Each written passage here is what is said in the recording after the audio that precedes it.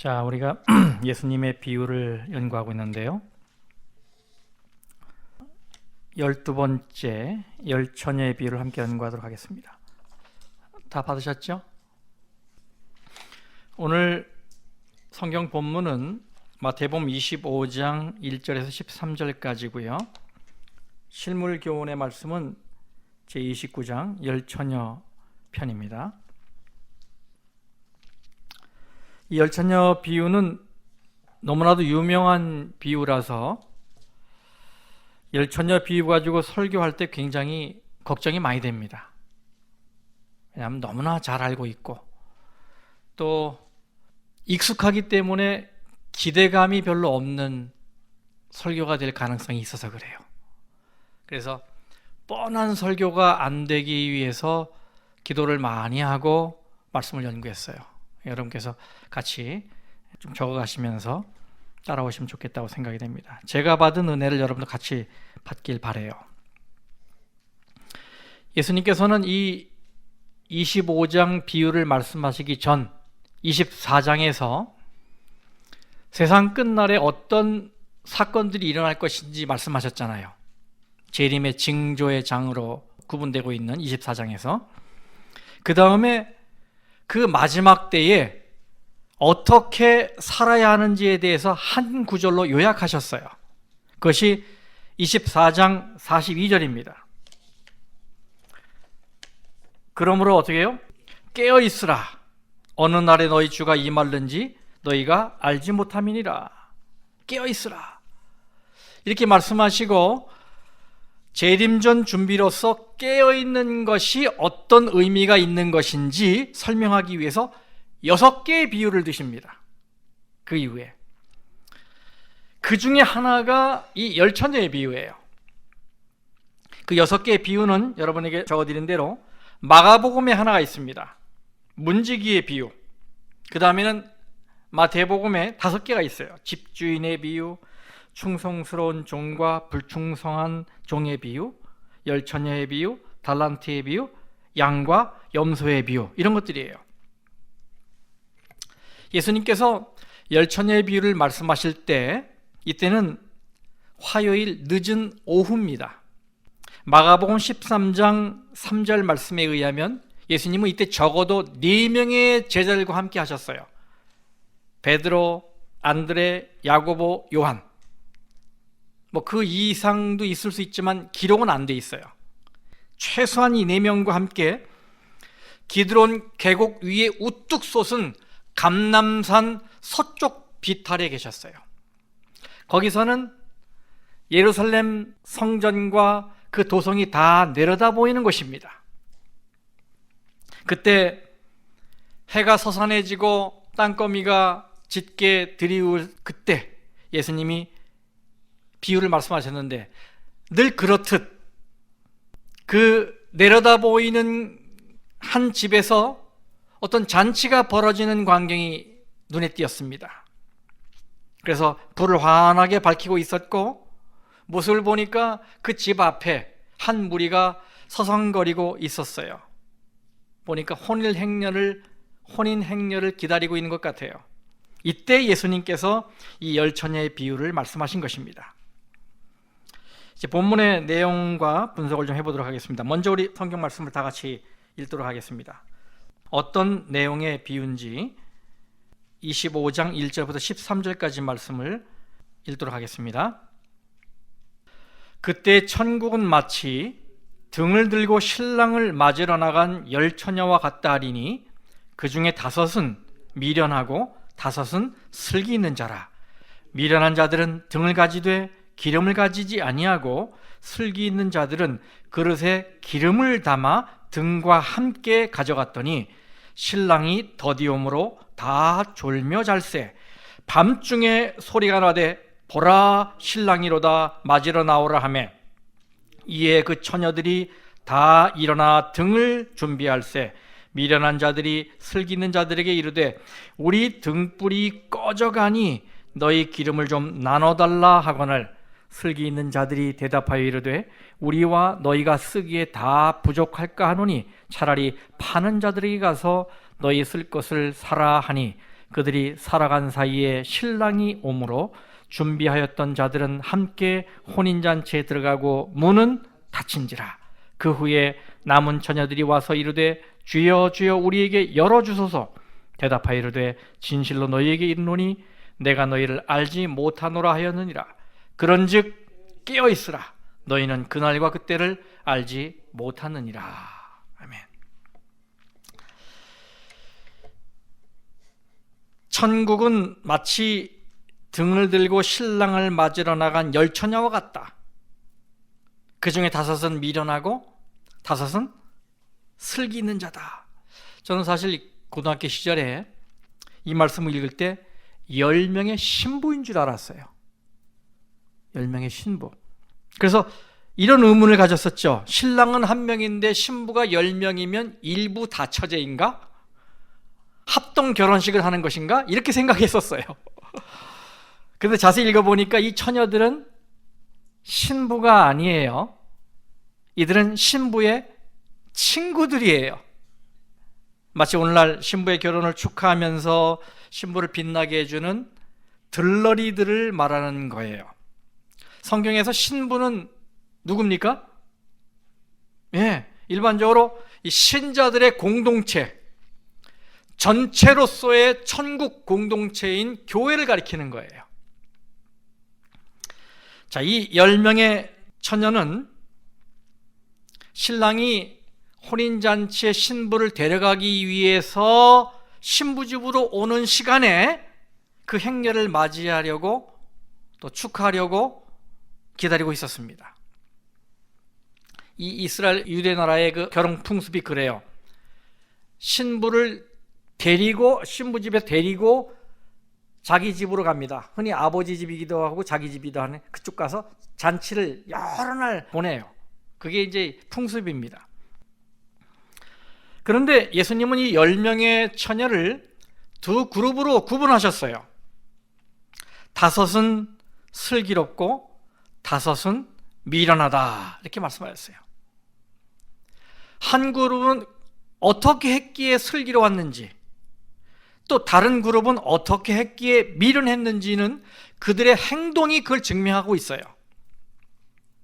이 2 그룹을 실물교훈에는 이렇게 해석해놨어요. 실물교훈 406쪽에 신랑을 맞기 위해 기다리고 있는 2 종류의 처녀는 다 같이 주님을 기다린다고 자칭하는 2 종류의 사람들을 대표한다. 그들을 처녀라고 부른 것은 저희가 순결한 신앙을 지킨다고 공언하기 때문이다. 이들은 재림을 기다리는 2 부류의 사람을 대표하는 것입니다. 그렇다면 우리는 이 둘 중 하나에 속하는 게 분명해요. 그렇죠? 슬기 있는 그룹, 미련한 그룹. 둘 중 하나입니다. 회색지대는 없어요. 둘 중 하나예요.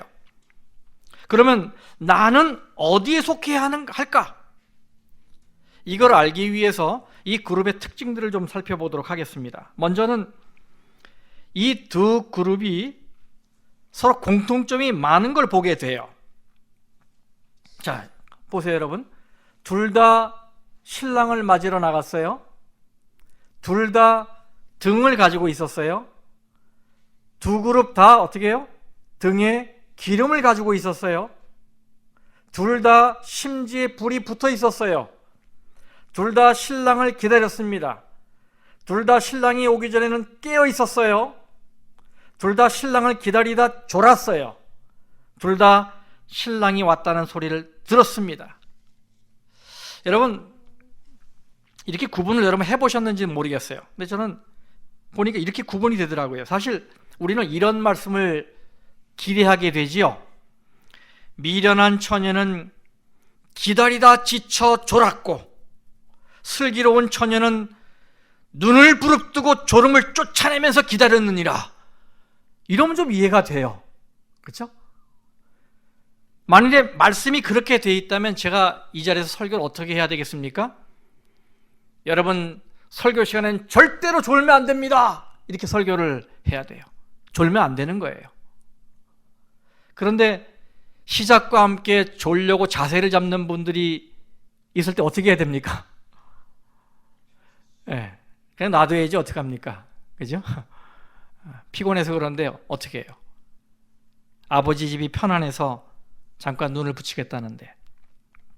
그렇지만 이게 습관이 되면 안 되겠죠? 예. 성경에 두 그룹이 다 졸았다고 나도 졸아야 되겠다 이렇게 마음 먹으면 안 되겠죠? 예. 이 두 그룹은 공통점이 많았어요. 그런데 아주 분명한 차이점이 하나 보입니다. 그 차이점은 신랑이 오기를 기다렸느냐 기다리지 않았느냐가 아닙니다. 졸았느냐 졸지 않았느냐가 아닙니다.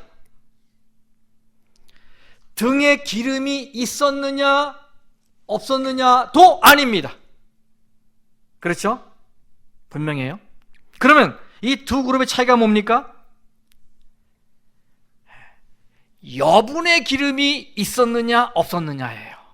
여분의 기름이 있었느냐 없었느냐가 이 둘을 갈라놓았어요.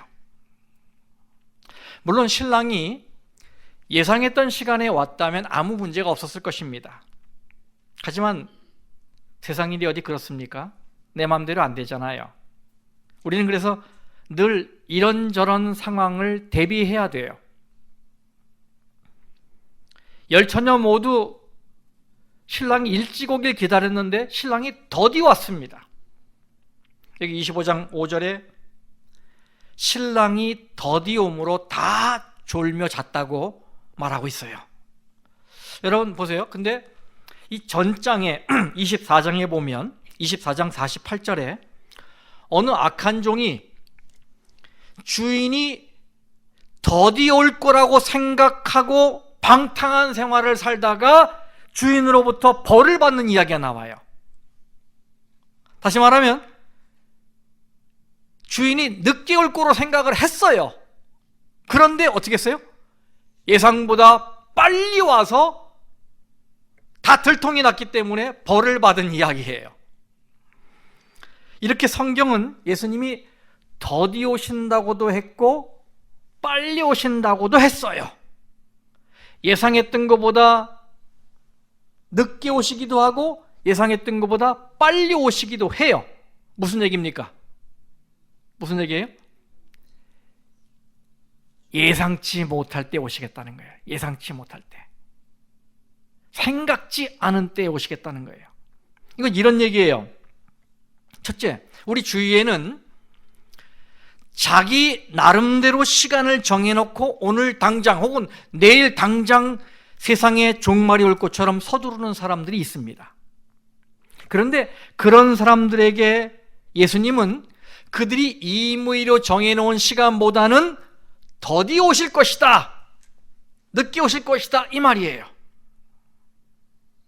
반대로 그것 봐, 재림은 그렇게 급한 게 아니야, 아직 멀었어 라고 생각하는 사람들의 생각보다는 빨리 오시겠다는 말입니다.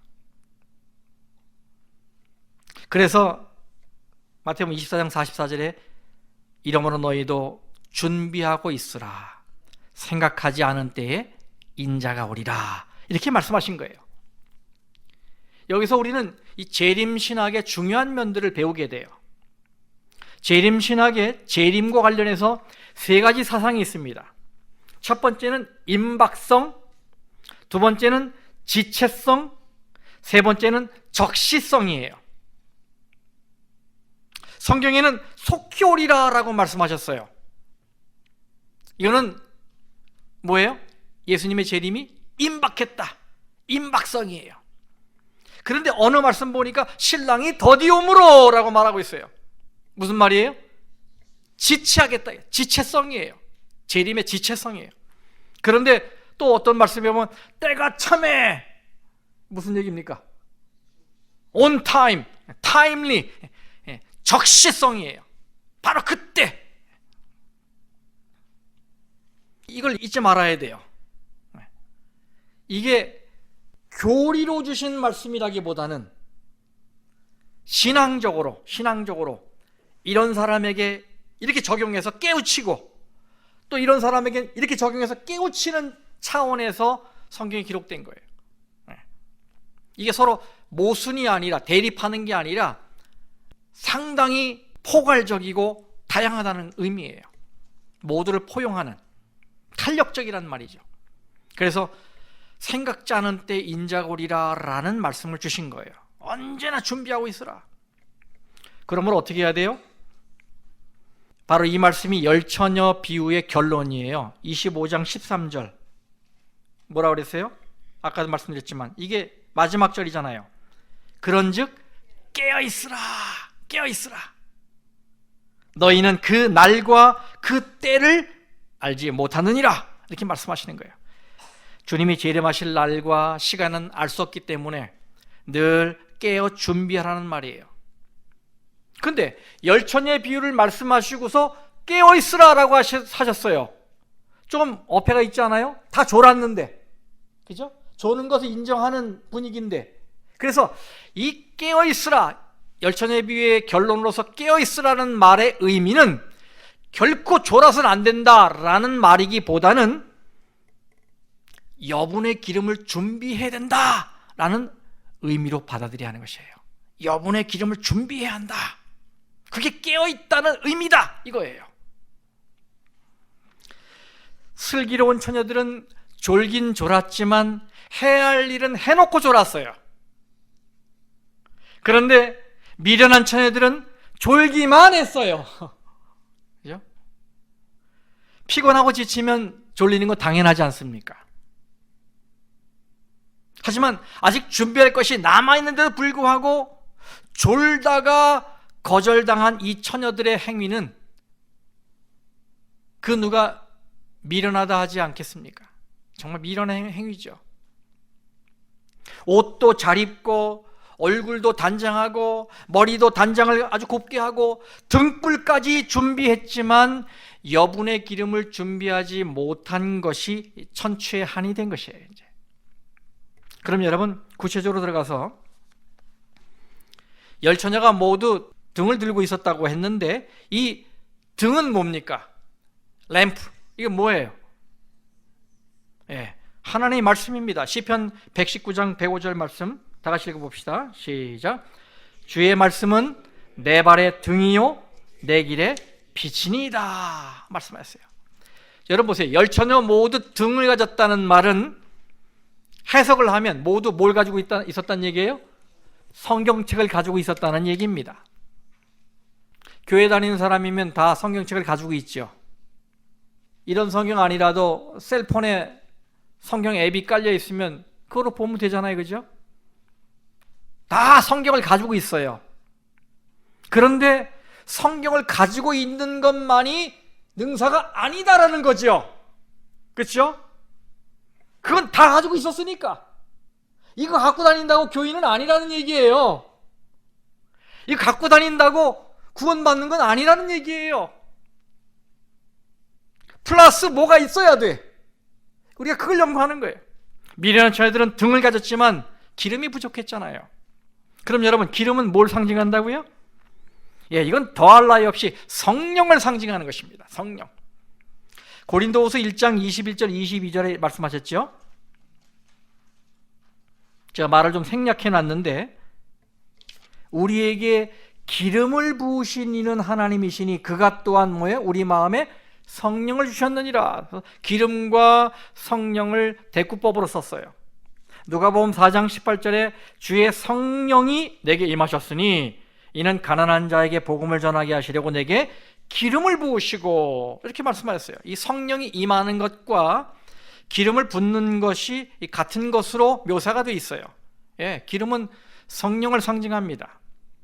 그런데 미련한 처녀들은 성경책은 가지고 있었는데 성령이 부족한 거예요. 성령이 없는 건 아니에요. 왜? 처음에 심지어 타고 있었으니까. 기름이 있었으니까. 성령이 있긴 있었어.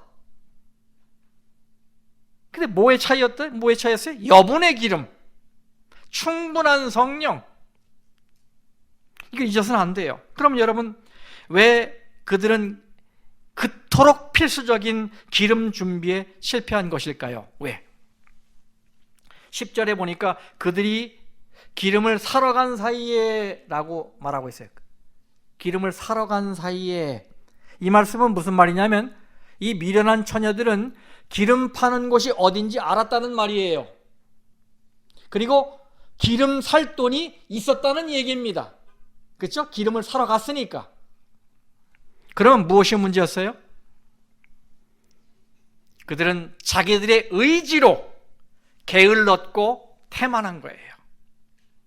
꾸벅꾸벅 졸 시간이 있었으니까 뭐 할 시간도 있었어요? 기름 준비할 시간도 있었다는 얘기입니다. 분명하지요? 그런데 그들은 관심이 없었어요. 생각이 없었어요. 그냥 막연하게 기다렸어요. 어떻게 되겠지? 좀 더 일찍 깨달았다라면 얼마나 좋았을까 하는 아쉬움이 있잖아요. 그러나 이제는 신랑이 와서 신부를 데리고 잔치집에 하객들과 함께 다 들어갔고 헐레벌떡 기름을 사갖고 갔지만 문은 닫혀서 거절당합니다. 원님은 이미 지나가셨는데 뒤에서 나팔을 분 격이 돼버렸지요. 바로 이것이 그들이 미련한 그룹에 들어간 이유입니다. 뒷북을 치는 사람, 이건 미련한 사람이에요. 뒷북을 치는 사람. 오늘도 우리에게 기회들이 주어져 있습니다. 시간들이 주어져 있어요. 잡아야 돼요. 잡아야 돼요. 하나님이 은혜로 허락하신 이 귀중한 순간들을 잡아야 합니다. 시간은 우리를 그냥 놔두지 않아요. 흘러가 버리는 것이에요. 잘못 사용하면 후회할 수밖에 없는 것이죠. 자, 몇 가지 발견을 좀 살펴보겠습니다. 물론 여러분도 이 말씀을 읽으시고 여러분 나름대로 교훈을 찾아내실 수 있을 거라고 생각이 돼요. 이 외에도 많이 있지만 정해진 시간 안에 뽑은 것이기 때문에 몇 가지만 좀 살펴보겠습니다. 자, 예수님은 뭐와 함께 오실까요? 뭐와 함께 오실까요? 소리와 함께 오십니다. 예수님은 소리와 함께 오십니다. 이 비유에서 열처녀 모두에게 신랑이 왔다고 알리는 소리가 있었어요. 그렇죠? 보라, 신랑이로다. 맞으러 나오라. 여러분, 예수님이 소리 없이 슬그머니 오시지 않으신다니 얼마나 감사합니까? 그렇죠?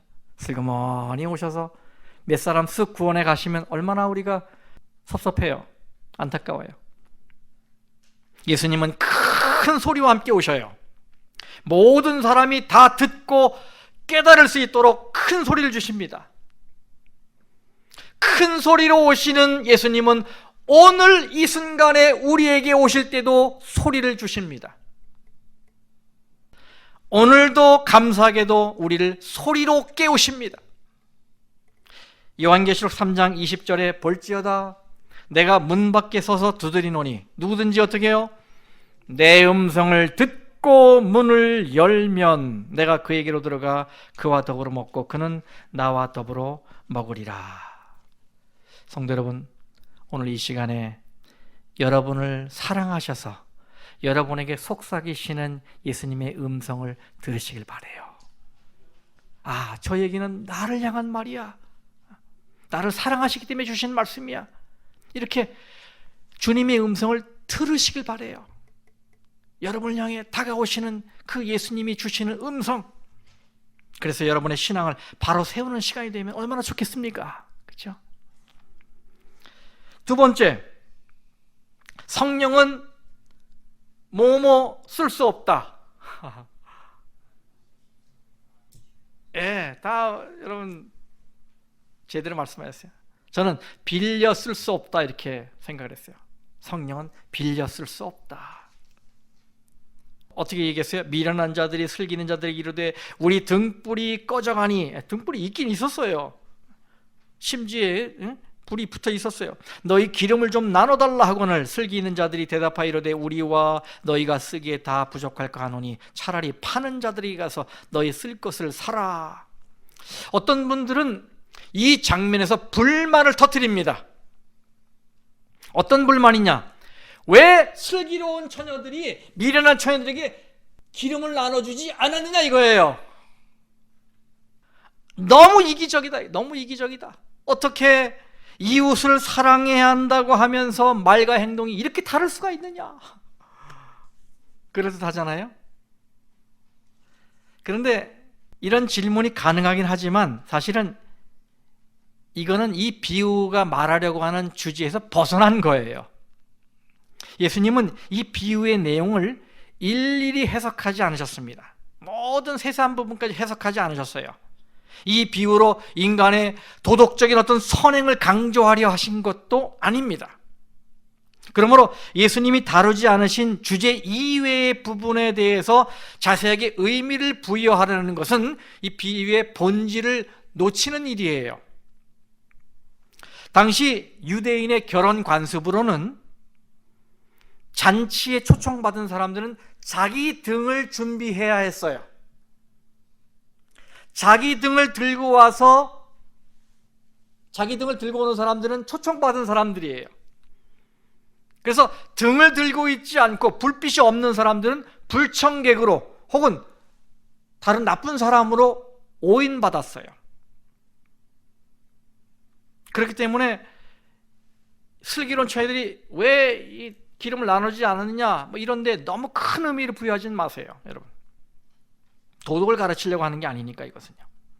이 세상에는 빌려주고 싶어도 빌려줄 수 없는 게 많이 있습니다.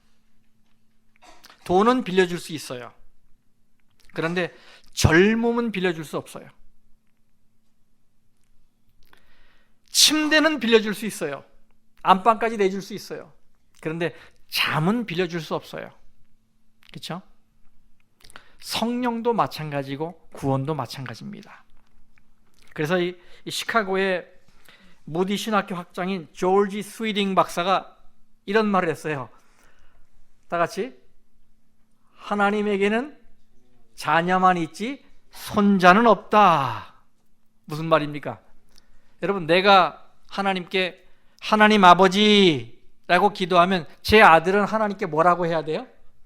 하나님 할아버지라고 해야 되는데 다 하나님 아버지예요. 누구나 다 하나님 아버지야. 아마 옛날 양반들이 이걸 들었다면 이 촌수도 모르는 무식한 놈들이라고 이렇게 욕을 했을 것 같아요. 그러면 왜 우리는 모두가 다 하나님을 아버지라고만 부르는가? 그것은 우리 각자가 개인적으로 하나님의 자녀가 되기 때문이에요. 개인적으로. 구원 문제는 하나님과 나 1대1의 문제이기 때문에 그런 것입니다. 그래서 흔히 하는 말로 남편이 마누라 치맛자락을 잡고 천국에 올라가는 일은 없는 거예요. 없는 것입니다. 하나님은 하나님과의 개별적인 만남, 그래서 개별적으로 회심하는 것, 이런 부분만 체크하세요. 성령은 꾸어줄 수도 빌려 쓸 수도 없는 것입니다. 구원도 나와 예수님과의 개인적이면서도 인격적인 교제에 달려 있어요. 그러므로 우리는 무슨 신앙을 세워야 되겠습니까? 내 신앙을 세워야 돼. 내 신앙. 내 신앙. 남편의 신앙, 아내의 신앙이 아니고, 부모님의 신앙, 좋으신 부모님 신앙 자꾸 얘기하지 마시고 내 신앙을 얘기해야 돼. 내 신앙. 내가 만난 하나님, 개인적으로 경험한 하나님과의 어떤 사랑의 이야기, 그걸 만드셔야 돼, 우리가요. 세 번째, 성령으로 시작했다가 뭐로 마치면 안 돼요? 성령으로 시작했다가 육체로 마치면 안 됩니다. 이게 무슨 얘기냐면, 여러분, 열처녀 모두 시작은 기름이 충분히 들어있는 등불로 시작했다는 사실이에요. 이 미련한 처녀는 기름이 없었다. 이건 잘못된 얘기입니다. 기름이 있었어요. 등을 밝히고 있었어요. 심지어는 활활 타고 있었습니다. 그런데 시간이 지체되자 이 미련한 처녀들의 등불은 여분의 기름이 부족해서 희미해져 간 것입니다. 그렇죠? 꺼져간 거예요. 이건 이런 얘기입니다. 우리 모두는 다 성령의 권능으로 신앙에 입문했어요. 우리가 예수님을 개인의 구주로 영접한 것도 성령의 인도 때문입니다. 우리가 침례를 받을 때 우리 위에 임한 것도 성령입니다. 매 안식일마다 교회로 발걸음을 옮겨 이 주의 전을 찾게 되는 것도 성령의 인도하심으로 이루어지는 것들이에요. 오늘 우리가 그걸 경험한 것이죠. 그리고 우리가 하나님의 말씀에 어긋난 생활을 할 때 우리 마음속에 두려움을 주고 양심의 가책을 느끼게 하는 분도 누구예요? 성령이셔요. 이렇게 우리의 신앙은 성령으로 시작되었고 성령으로 유지되고 있어요. 그러나 여러분 기억하십시오. 그 성령의 능력이 고갈될 수 있다는 사실이에요. 고갈될 수 있어요. 여러분, 성령이 고갈되면 어떻게 되는지 아십니까? 성령이 고갈되면 육체만 남아요. 육체만 남아요. 살아있지만 죽은 송장이 된단 말이에요. 많은 사람들이 성령으로 시작을 해놓고는 육체로 마치고 있어요. 다 성경은 가지고 있지만 한때 뜨거웠었지만 많은 사람들이 점점 뜨거워지지 않고 점점 식어지는 현상을 띠고 있어요. 갈라디아 교인들이 그랬습니다. 바울은 갈라디아 교인들이 이렇게 말했어요. 갈라디아 3장 3절이에요. 거기 다 같이 시작. 너희가 이같이 어리석으냐? 성령으로 시작하였다가 이제는 육체로 마치겠느냐? 성령으로 시작했다가 육체로 마치겠느냐? 이 말은 무슨 말이냐면 하나님의 길로 들어섰다가 인간의 길로 빠져나가려느냐? 하늘의 은혜와 믿음으로 시작했다가 율법적인 관습과 행위에 빠지려느냐? 그걸로 마치려느냐? 이 말이에요. 그것이 어리석다는 말입니다. 미련하다는 말이에요. 성령이 계속해서 우리 속에 채워지지 않으면 우리의 심령은 메마를 수밖에 없습니다. 완악해질 수밖에 없습니다. 거칠어질 수밖에 없습니다. 여러분, 아무리 우리가 좋은 최고급차 벤츠 600 시리즈 12기통짜리를 가지고 있다 해도, 혹은 그 12기통에 8단 변속기를 장착한 BMW New 760 Li를 가지고 있다 하더라도 가스가 떨어지면 어떻게 되는 것입니까? 스탑입니다. 스탑. 전기차 하면 되지 않습니까? 전기도 떨어지잖아요. 스탑이에요. 스탑. 이게 진리입니다. 기름이 떨어지면 차는 스탑입니다. 그럼 여러분, 움직이지 않는 차는 어떻게 됩니까? 폐차되든지 장식용으로 전시되든지 둘 중에 하나예요. 마찬가지로 나에게 아무리 값비싼 고급 램프가 있고 심지도 튼튼하고 불을 한때 비췄다 하더라도 그 기름이 계속 공급되지 않으면 우리는 어떻게 해요? 폐차가 되는 것입니다. 살아있는 송장이 되는 거예요. 움직이지 못하는, 능력이 없는, 완악하고 거치는 사람으로 남을 수밖에 없다는 말이에요. 이것은 바로 재림 준비에 끊임없는 성령의 채워짐, 성령 충만이 얼마나 중요한 것인지 가르쳐주는 것입니다. 끊임없는 성령의 갈구, 성령 채움이 중요하다는 것이지요. 기억하십시오. 나에게 아무리 풍부한 성경 지식이 있고 그리스도인이 보일 수 있는 최고의 교양과 봉사의 미덕이 있다 하더라도 성령이 없으면 소용이 없는 것입니다. 이 비유에서 성령의 충만은 슬기로운 자와 미련한 자를 구분짓는 잣대가 되고 있다는 사실이에요. 성령의 충만이. 그러므로 우리는 이게 교회 출석도 참 중요하지만 이곳에 와서 성령의 채우심을 받는 게 더 중요하다는 사실을 잊지 마시기 바랍니다. 성령이 채워줘야 돼요. 그렇지 않으면 우리는 빛을 잃고 육체가 되는 것입니다. 그럼 여러분, 성령이 충만하다, 감동이 된다, 이것이 어떤 의미인지 아십니까? 그걸 이해하게 하는 한 글을 제가 읽어드릴게요. 며칠 전 화요일에 중앙일보에 종교면을 보니까, 이것도 제 아내가 이거 당신 읽어야 돼 하고 줘서 내가 읽은 거예요. 가짜 언더우드의 기도는 기독교계 수치라는 제목으로 한 기독교학 교수, UCLA 우리 한국 기독교학 교수가 글을 실었어요. 근데 그 글 속에는 이런 내용의 글이 있는데 이분이 바르게 지적을 하고 있어요. 들어보십시오. 성령의 감동이란 감화 감동의 줄임말이다. 성령의 임하고 내주하심을 통해 내적으로 인격의 감화, 변화를 받고 내적으로, 외적으로 감동, 즉 행동과 실천을 하는 이 양자를 포괄하는 뜻이다. 그런데 지금은 후자는 사라지고 전자도 코끝이 시리고 눈물이 핑 도는 수준의 감동으로 전락했다. 그것을 또 은혜 받았다고 표현한다. 마음에 잠시 울림이 있으면 감동이요 은혜가 되었다고 한다. 그런 것을 주는 설교자가 능력자요 은혜로운 목회자가 되었다. 말 잘하고 연기 잘하고 노래 잘하고 춤 잘 추는 연기자, 엔터테이너, 이런 사람이 대형교회를 만들자 그들이 하나님의 능력 있는 종으로 통하게 되었고 유명 인사인 셀럽이 되었다. SNS 시대가 되자 교인들도 덩달아 흉내를 내고 감동을 만들기 시작했다.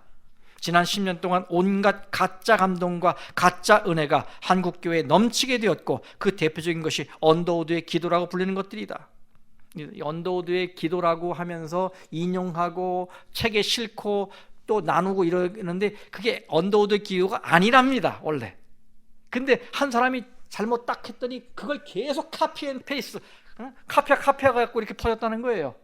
이걸 고쳐야 된다고 이렇게 얘기하는 거예요. 근데 성령의 그 감동을 또 비유를 했어요. 가짜가 없는 교회가 될 때 교회는 행복하게 될 것이다. 가짜 언더우드의 기도가 사라질 때 교회는 교회답게 될 것이다. 굉장히 잘 지적했다고 생각이 돼요. 여러분, 성령 충만은 마음의 감동이 삶으로 실천되는 것을 의미합니다. 아시겠어요? 성령 충만이 코끝이 시리고 눈물이 핑 도는 마음의 울림으로만 그치면 성령 충만이 아닌 거예요. 그러나 내 삶 속에서 하나님의 사랑이 실천되고 용서가 실천되고 봉사가 실천될 때 그게 성령 충만하다라고 말하는 것이라는 말입니다. 아시겠어요? 그래서 실물교훈에 이렇게 말씀하죠. 실물교훈 419쪽 같이 읽어보겠습니다. 다 같이 시작. 우리 안에 성령이 거하신다는 증거는 하나님의 사랑이 우리에게서 흘러나오는 사실로 증명될 것이다. 하나님의 사랑이 이 속에 머물지 않고 밖으로 흘러나오는 게 그게 성령이 임한 증거라는 거예요.